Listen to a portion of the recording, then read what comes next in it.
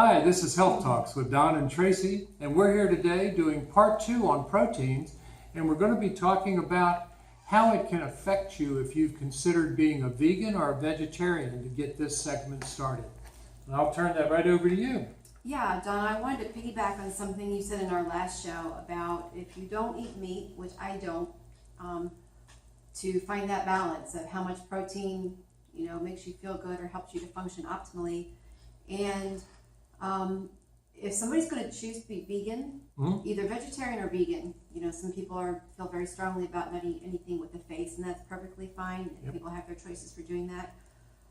It's important to be a conscious vegetarian or a conscious vegan. Understand why you're doing it, and really educate yourself on food so that you're not deficient in anything. And protein can be a little bit of a problem. So you just need to know how to combine foods.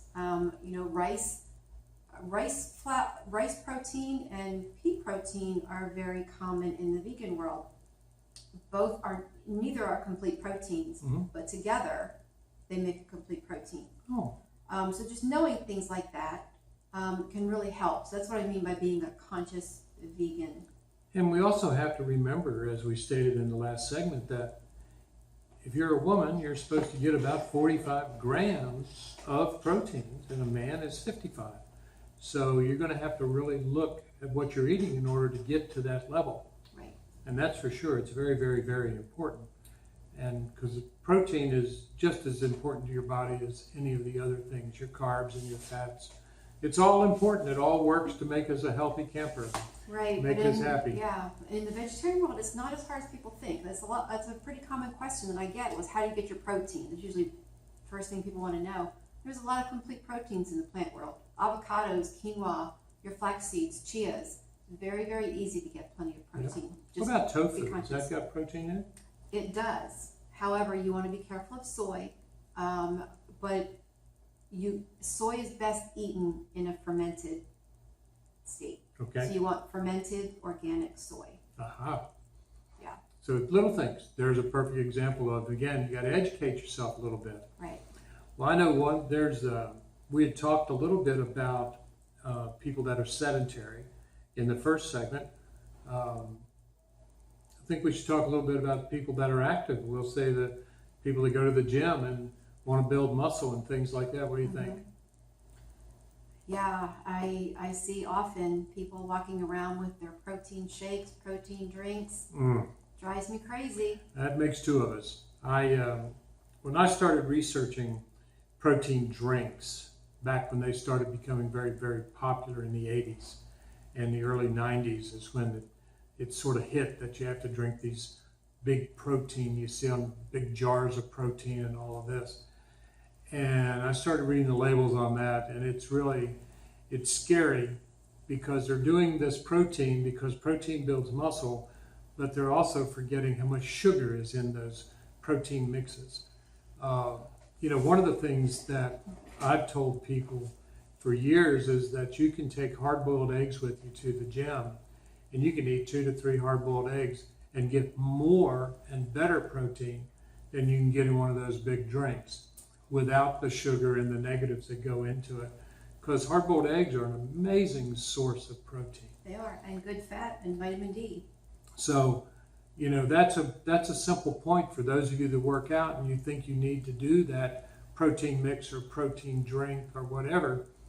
Just take some hard-boiled eggs with you. Easy, put them in a little baggie, and you're off and running. And speaking of that, I always suggest that if you do start with doing that for your protein, do that after you work out, because that's when your body is going to be starving for protein after a good workout. A lot of us will use simple carbs as a way to get started. Again, being smart, don't do a lot of volume in the carbs, because remembering, again, that's simply sugar. And so you have to kind of start a little balance there, but always end with protein so that your muscle does have what it needs to fuel and grow. It's extremely important.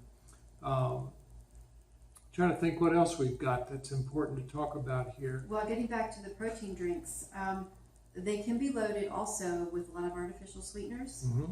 they're also pretty toxic. If you read those labels, and I'm going to say this all the time, educate yourself, read your food labels, understand what's on those labels. If you can't read it and you can't understand it, don't put it in your body.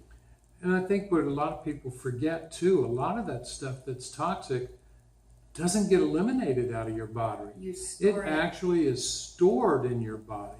So think about that. You're putting something that's bad for you, taking it in, and it never leaves. Mm-hmm. And that's where you have so many of these illnesses and different things that come in, you know, to what we're dealing with in this world today in America. Yeah. You know, there's a lot of countries that still are very healthy, and when you look at the diets, that's why they're still healthy. Right. They're heavy grain eaters, they're very natural food eaters, and it makes a huge difference. Yeah. It really does.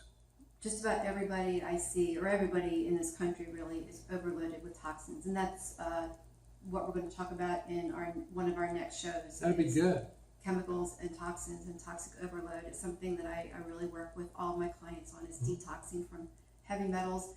Heavy metals are big in these protein drinks. Yep. They are not clean products. Nope. In fact, I try to eat fairly clean, and yet I do a heavy metal detox at least once every 4 weeks. I do that as a part of my normal regimen, just to clean out my body a little bit, if nothing else. If I don't get a complete detox, at least I'm getting rid of some of the stored heavy metals that are in there. And they're like a lot of things, they're everywhere. Right. It's terrible. Well, I tell you, it's amazing as we go through this, and sometimes it gets a little negative, and we certainly don't want to be negative, because we're trying to give you positive information to help you to be able to make good decisions. Well, I know I've enjoyed a little bit of this show. I hope you learned a few things on protein, how you can be a vegan or a vegetarian and eat properly, how you can go to the gym and do something as simple as take hard-boiled eggs with you to get the protein that you need. And you know, it's always a lot of fun. I will tell you that if you'd like to get a hold of me, my number is 210-241-3282, or enzymesorders@gmail.com, or on Facebook, where I post this every week at about 10 o'clock a.m. You can find me at Z Nutrition Digestive Enzymes. And Tracy? I can be reached at 210-818-3278 or alivehealthtx@gmail.com. And please keep your suggestions and feedback coming. We really appreciate it. We do. And also don't forget that if your association, group, or business would like to have us come in and talk about health topics with them, it's something that's in our business model. We'd be glad to sit down and discuss that with you. Again, this is Health Talks with Don and Tracy, and you have a great week. We'll see you next time.